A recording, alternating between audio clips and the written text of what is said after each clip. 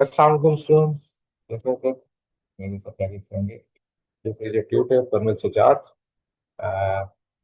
Basically आज से हम जो है F2 मैनेजमेंट अकाउंटिंग की जो कैप्टन की किट है वो हम आज से स्टार्ट करने लगे हैं। सबसे पहले इंशाल्लाह हम कैप्टन की किट को खत्म करेंगे, then we will go for the portal, and at last we will do the DPP kit as well. ठीक है। तो अभी मैं जो है चैप्टर वाइज इंशाल्लाह आपके साथ ये चीजें डिस्कस करता जाऊंगा, और इंशाल्लाह ये आपको जल्दी अवेलेबल पाता। ठीक है, जी स्टार्ट करते हैं। This is chapter number 1, captain accounting for bank. जी, क्या कहता है, which of the following statement are correct? इनमें से कौन सी स्टेटमेंट है जो करेक्ट है? कहते हैं strategic information is mainly used by the senior management in an organization. Yes, strategy जो बनानी होती है वो सीनियर मैनेजमेंट ने बनानी होती है, लॉन्ग टर्म प्लानिंग होती है इसके अंदर, तो बिल्कुल ये बात बिल्कुल दुरुस्त है। Second, productivity measurements are example of tactical information. बिल्कुल ये टैक्टिकल लेवल पे आता है काम हमारा। हमने जो प्रोडक्टिविटी मेजर्स करने होते हैं कि भाई हमने जो हमने टारगेट्स बनाए हैं उनको अचीव कैसे करना है, that is the work of the tactical management. तो ये बात भी बिल्कुल ठीक है। And operational information is required frequently bye it's main users.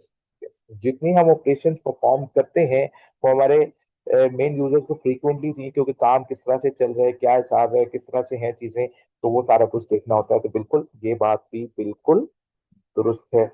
That means ये option he is your correct option.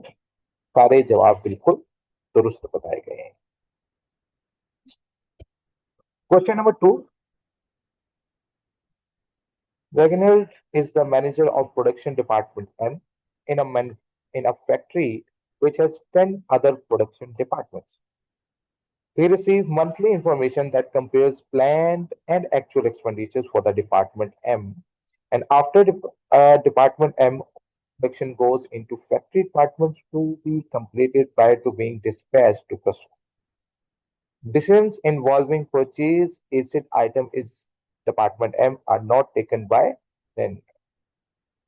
अच्छा, which of the following describes Reginald's role in department M? उसका रोल क्या है?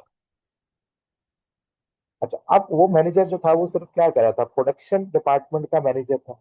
तो उसका ताल्लुक किसके साथ होगा? जिस चीजें हम प्रोड्यूस करते हैं, ठीक है, तो उसके अंदर जो भी हमारे प्रोडक्शन के अंदर जो भी खर्चे आएंगे उसको देखना होगा उसको। ठीक है, तो फिर वो किससे बेसिकली ताल्लुक है? सिर्फ सिर्फ कॉस्ट सेंटर से उसका ताल्लुक है। He is the manager of the cost centre. ठीक है, तो ऑप्शन ए जो होगी क्या बन जाएगी? करेक्ट ऑप्शन बन जाएगी। ठीक है, ना उसका ताल्लुक इन्वेस्टमेंट सेंटर के साथ है, ना ताल्लुक उसके रेवेन्यू सेंटर के साथ है, ना ही ताल्लुक उसका प्रॉफिट सेंटर के साथ है। उसने सिर्फ अपने डिपार्टमेंट का खर्चे देखने हैं कि कितने खर्चे होंगे कितने नहीं। ओके, होगी बात। Now come to the question number 3. Which of the following statements is not correct? इनमें से कौन सी स्टेटमेंट करेक्ट नहीं है? कहता cost accounting can be use for inventory valuation to meet the requirements of the internal reporting on. ये जो internal reporting only का लफ्ज आ गया ना, इसने कहा निकाला। हमने इन्वेंट्री वैल्यूएशन जो है इंटरनल के लिए भी करनी है और एक्सटर्नल के लिए भी करनी है, तो ये पहली स्टेटमेंट हमारी क्या हो गई है? इनकरेक्ट। ठीक है, तो देखिए हमारा आंसर का पेपर स्टार्टर कौन statement correct? A option is your correct option. वैसे बाकी ऑप्शन की हम इवैल्यूएट कर लेते हैं। Management accounting provides appropriate information for decision making, planning, control and performance evaluation. बिल्कुल ठीक है, ये हमारे फैसले करने में भी हमारी मदद करती है, हमारे प्लानिंग में भी मदद करती है, कंट्रोल भी करवाती है और परफॉर्मेंस को वैल्यूएट करके देखती है। सी है, routine information can be use for बहुत short term and long term decision. बिल्कुल ठीक है, जो रूटीन की इन्फॉर्मेशन होती है हम उससे शॉर्ट टर्म के लिए जैसे मैंने कहा सेल्स है, सेल्स के लिए मैं शॉर्ट टर्म डिसीजन मेकिंग भी कर सकता हूँ कि भाई अभी के लिए अगर मुझे डिस्काउंट देना तो कितना देना पड़ेगा। और लॉन्ग टर्म के लिए भी मैं फैसले कर सकता हूँ कि भाई हाँ जी मेरा ट्रेंड किस तरफ जा रहा है, ठीक है, किस तरह की सेल्स होंगी। बिल्कुल ऑप्शन सी भी बिल्कुल करेक्ट है। और ऑप्शन डी क्या आ गया हमारे पास? Financial accounting information can be use for internal reporting purposes. ठीक है, कैन बी यूज का लफ्ज आया, जिसकी वजह से हमने कहा ये ओनली आ जाता तो फिर थोड़ा सा मसला हो सकता था, लेकिन उसने कहा can be use for internal reporting purposes, तो यस, इंटरनल रिपोर्टिंग पर्पसेस के लिए हम यूज कर सकते हैं, लेकिन ओनली नहीं। तो इसलिए ये स्टेटमेंट भी बिल्कुल ठीक है। ओके होगी कहानी। Now we go to question number 4। कहते हैं following statements relate to financial accounting और to cost and management account. Financial accounts are historical records। कहता है ये हिस्टोरिकल रिकॉर्ड्स हैं। ओके, बिल्कुल ठीक है, फाइनेंशियल अकाउंट्स में सारा पास्ट डाटा मौजूद होता है। Cost accounting is part of the financial accounting and establishes cost incurred by an organization। अच्छा, उसने कहा जी cost accounting is a part of financial account, तो वो नहीं, फाइनेंशियल अकाउंटिंग का पार्ट तो नहीं है ये। तो ये वाली स्टेटमेंट तो गलत हो गई। ठीक है, हाँ, कॉस्ट इनका जरूर करता है, अगला जुमला बिल्कुल ठीक है, लेकिन पहला जुमला गलत हो गया, तो हम इसको ओनली क्या कहेंगे, गलत कहेंगे। वन क्या है, management accounting use to aid planning control and decision making. Yes, हम मैनेजमेंट अकाउंटिंग को प्लानिंग के लिए भी इस्तेमाल करते हैं, कंट्रोल के लिए भी इस्तेमाल करते हैं और डिसीजन मेकिंग के लिए इस्तेमाल करते हैं। तो 1 और 3 जो है वो करेक्ट है। तो इसमें कौन सा ऑप्शन करेक्ट बन जाएगा हमारे पास? ये ऑप्शन जो है वो करेक्ट ऑप्शन बन जाएगा। ठीक होगी बात। फिर हम आ गए क्वेश्चन नंबर, कहते जी which of the following statements is correct. इनमें से कौन सी स्टेटमेंट है जो करेक्ट है? Qualitative data is generally non numerical information. हाँ, बिल्कुल ठीक है, क्वालिटेटिव डाटा जो होता है जनरली नॉन न्यूमेरिकल इंफॉर्मेशन होती है, क्योंकि इसके अंदर न्यूमेरिकल डाटा मौजूद नहीं होता। तो पहली स्टेटमेंट ही करेक्ट है। कहता B, information can only be extracted from external sources. Information internal sources से भी आती है, तो ये तो गलत है statement. An operation information give details of long term plans only. ना जी ना, ये तो शॉर्ट टर्म के लिए करता है काम। ठीक है, mainly operation day to day running of the business में होते हैं, तो उनकी बातें करता है। तो ये शॉर्ट टर्म चीजें हमें बता रहा होता है। ठीक है, इसलिए हम शॉर्ट टर्म भी चीजें देख सकते हैं और लॉन्ग टर्म में भी इसको बाद में कन्वर्ट किया जा सकता है। Quantitative data is always accurate. नहीं भाई, डाटा जरूरी नहीं हमेशा एक्यूरेट हो, उसके अंदर इनएक्यूरेसीज भी मौजूद होती हैं। तो ऑप्शन ए ही हमारा क्या बना, करेक्ट ऑप्शन बन गया। ठीक होगी बात। अच्छा, फिर आगे हम क्वेश्चन नंबर 6 की तरफ। कहता है the manager of a profit centre responsible for which of the following. Profit centres के लिए कौन है? दो चीजें, रेवेन्यू और कॉस्ट। तो ये रेवेन्यू को भी देखता है और कॉस्ट को भी देखता है। ठीक है, तो इसने किसको देखना है? 1 और 2। ये एसेट एम्प्लॉयड को कभी भी नहीं देखेगा। ठीक होगी बात। नेक्स्ट कितना आ गया हमारे पास, क्वेश्चन नंबर 7। कहता है जी which of the following would be best described as a short term tactical plan. Short term planning हमारी इसमें किसमें? कहता review cost variance in investigate as appropriate. नहीं भाई, अगर मेरे कॉस्ट में वेरिएंसेस आ रहे हैं और मेजर फर्क आ रहे हैं, तो फिर मुझे उसको इन्वेस्टिगेट करना है, फिर उसको जो मसाइल हैं उसको मिटिगेट करना है, ताकि ये लॉन्ग टर्म हमें क्या दे सके, बेनिफिट दे सके। तो ये तो लॉन्ग टर्म की बातें हो रही हैं। Comparing actual market share to budget. तो जो हमने बजट बनाया था कि हम इतना मार्केट शेयर जो है वो कैप्चर करेंगे, उसको बजट के साथ कंपेयर, और जो हमने एक्चुअली अचीव किया है उसको हम आपस में देखेंगे, तो ये भी शॉर्ट टर्म तो नहीं है प्लानिंग, ये it's a medium term planning, you can say that. ठीक है, lowering the selling price by 15%। 15% से हम सेलिंग प्राइस को रिड्यूस करेंगे। हम्म, ये हो सकता है फॉर द टाइम बिंग, ताकि हमारी जो सेल्स गिरी हुई है उनको दोबारा ऊपर उठाया जा सके। तो हम शुरू में क्या करेंगे, सेलिंग प्राइस को रिड्यूस कर देंगे 15% से शॉर्ट टर्म के लिए, और फिर जब कस्टमर हमारी तरफ वापस आ जाएगा तो फिर हम वापस अपनी सेलिंग प्राइस को क्या कर सकते हैं, इंक्रीज कर सकते हैं। तो yes, that is a short term technical plan that can be work for an organisation. तो सी ऑप्शन अभी तक तो लग रहा है monitoring actual sales to budget. नहीं, ये भी मीडियम टर्म में थोड़ा कुछ चला जाता, शॉर्ट टर्म प्लान नहीं है। ठीक है, कंपैरिजन है ये basically, that is not a technical plan technically. तो हम सी ऑप्शन जो है उसको क्या कहेंगे, इट्स अ करेक्ट ऑप्शन। ठीक होगी बात। फिर आगे हम क्वेश्चन नंबर 8 की तरफ। बता which of the following relates to management accounts and which to financial accounts. इनमें क्या चीज है जो मैनेजमेंट अकाउंट से ताल्लुक रखती है और क्या चीज है जो फाइनेंशियल अकाउंट से। प्रिपेयर्ड ईयरली, ये तो फाइनेंशियल अकाउंट। तो फाइनेंशियल अकाउंट्स आमतौर पे हम क्या बनाते हैं, एक साल के बनाते हैं। ठीक है।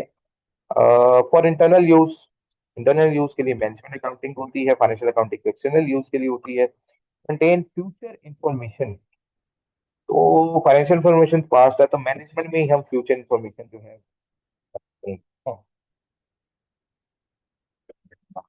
करेक्ट हो गया। Question number 9, which of the following statements refer to strategic planning. इनमें कौन सी चीज जो है वो स्ट्रेटेजिक प्लानिंग का हिस्सा बनेगी। हमने कहा ठीक है। देख लेते हैं। क्वेश्चन नंबर 9 है, it is concerned with the quantified and qualitative matters. Yes, हम दोनों तरह की इंफॉर्मेशन को देखते हैं जब भी हमने स्ट्रेटेजी बनानी है। वैसे बात है, कस्टमर सेटिस्फेक्शन भी हमारे लिए उतनी जरूरी है और प्रॉफिटेबिलिटी भी उतनी जरूरी है। तो financial and non financial information बहुत matters for the organization. Number 2, it is mainly undertaken by middle management in an organization. Strategic management जो है वो टॉप लेवल के मैनेजमेंट जो होती है वो देखती है। तो स्टेटमेंट 2 इनकरेक्ट हो गई। And it is concerned predominantly with the long term. Yes. Strategic planning हमेशा क्या होती है, लॉन्ग टर्म होती है। तो C will be the correct option. Okay okay जानी। फिर हम आ गए question number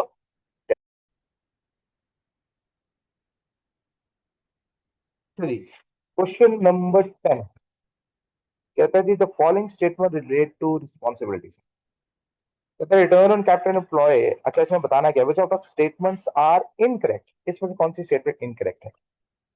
Return on capital employed is suitable measure of performance in both profit and investment centers.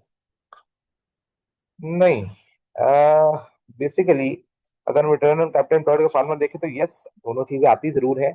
Profit before interest and tax divided by capital employed multiply by 100।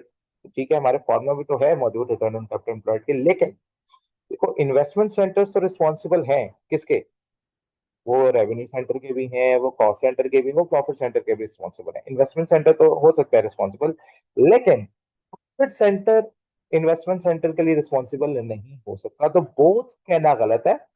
अगर खाली investment centre लिखा होता तो हम कह सकते थे यस, उसकी बेस पे हम सूटेबल मैयर हो सकता था। लेकिन profit centre is not responsible for the investment, तो उसके पास वो कंट्रोल मौजूद नहीं है। तो जिसकी वजह से ये स्टेटमेंट क्या हो गई, इनकरेक्ट हो गई। अच्छा, cost centres are found in manufacturing organisation but not in service organisation. नहीं भाई, हर तरह की ऑर्गेनाइजेशन में ये चीज पाई जाएगी। चाहे सर्विस ऑर्गेनाइजेशन है चाहे मैन्युफैक्चरिंग है, खर्चे तो हर जगह होंगे, तो कॉस्ट सेंटर तो हर जगह पाए जाएंगे। And the manager of a revenue centre is responsible for both sales and the cost in the part of an organisation. ना ना, रेवेन्यू सेंटर सिर्फ सेल्स के लिए रिस्पॉन्सिबल है, कॉस्ट के लिए रिस्पॉन्सिबल नहीं है। तो सारी स्टेटमेंट्स ही क्या है यहाँ पे, इनकरेक्ट है। तो all of them are incorrect. Okay होगी गाड़ी। अब आ जाते हैं, we jump into question number 11। Indicate whether each of the following are ways that a management accountant helps the management of an organization. तो किस किस चीज में हमारी मदद करता है मैनेजमेंट अकाउंटिंग, तो कंट्रोल में करता है यस, प्लानिंग में करता है यस, कोऑर्डिनेट करने में मदद करता है यस। कोऑर्डिनेट भी करता है, चीजें कंट्रोल भी करता है, इनकी प्लानिंग भी करवाता है। डिसीजन मेकिंग जहाँ पे लेनी हो तो वहां पे भी मैनेजमेंट अकाउंटेंट का रोल है। और मोटिवेट करना हो, कोई काम नहीं कर रहा तो उसके लिए डिफरेंट इंसेंटिव प्लान्स निकालना भी मैनेजमेंट अकाउंटेंट का काम है। तो ये सारी ही स्टेटमेंट्स ठीक है।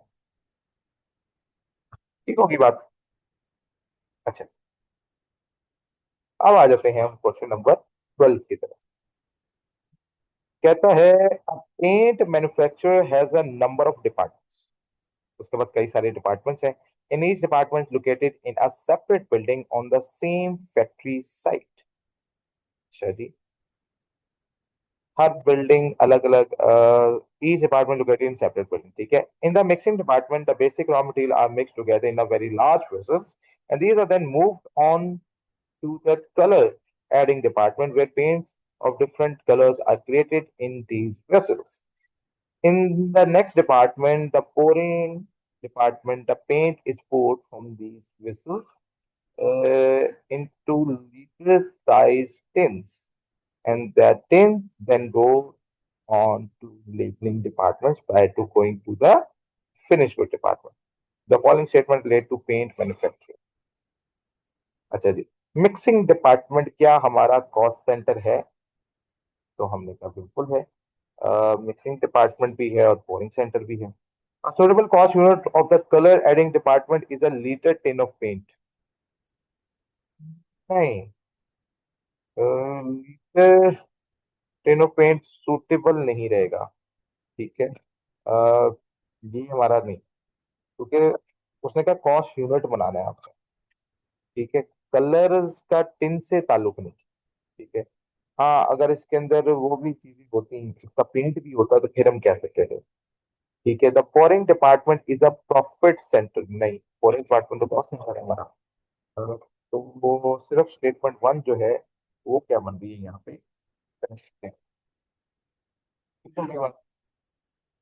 फिर आगे हम question number 30. Which of the following statement refers to qualities of good information? It should be communicated to the right person. Yes. सही बंदे को इन्फॉर्मेशन जानी चाहिए. And it should always be complete accurate before it is use. नहीं, जरूरी नहीं है कि हमेशा कंप्लीट हो या एक्यूरेट हो. कभी कभार हम इनसफिशिएंट इंफॉर्मेशन से भी काम चला लेते होते हैं. ठीक है. फिर it should be understandable by the recipient. Yes, उसकी समझ में आना चाहिए. जारगन्स का इस्तेमाल नहीं होना चाहिए. ठीक है. ऐसी चीजों का इस्तेमाल ना करें जो सामने वाले बंदे को समझ ना आ सके. तो बेसिकली वन भी ठीक है, और बी का करेक्ट. ठीक है क्या नहीं. फिर हम आगे क्वेश्चन नंबर 14. तो विच of the following description contains essential features of useful management information. Essential features इसमें से कौन कौन से हैं? Accurate, understandable, presented, report format. नहीं, रिपोर्ट फॉर्मेट में हमें प्रेजेंट करना जरूरी नहीं है, हम जिस मर्जी फॉर्मेट में कर सकते हैं. Timely, reliable and supported by calculation. नहीं, नॉन फाइनेंशियल इंफॉर्मेशन भी हो सकती है. एसेंशियल फीचर्स नहीं है. Regular, complete and communicated in writing. Writing में भी नहीं हो, जुबानी भी हम कह सकते हैं. रेगुलर हो ठीक है, कंप्लीट भी हो. राइटिंग में देना जरूरी नहीं है, हम मुंह से भी चीजें बता सकते हैं.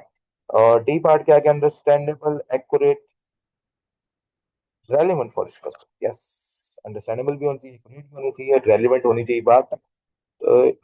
तो सी ऑप्शन जो है यहाँ पे क्या बनेगा आपका करेक्ट ऑप्शन. फिर क्या आ गया हमारे पास? Which of the following describes information. Information कौन बताता है? Data that consist of facts and statistics before they have been processed. Mhm.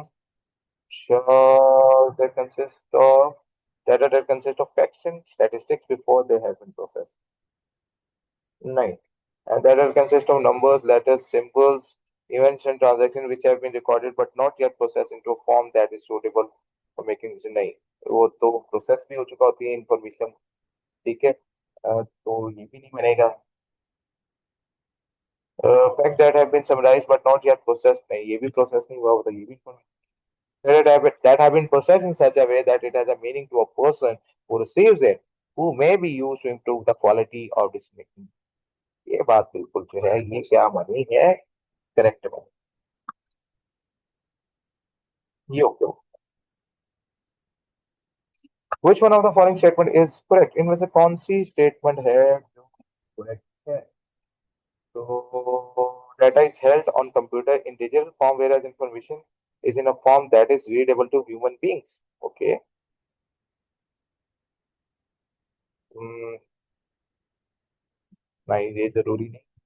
Computer पे भी हो सकती है, वो भी हो सकती है, कागज में भी लिखी हो सकती है इंफॉर्मेशन.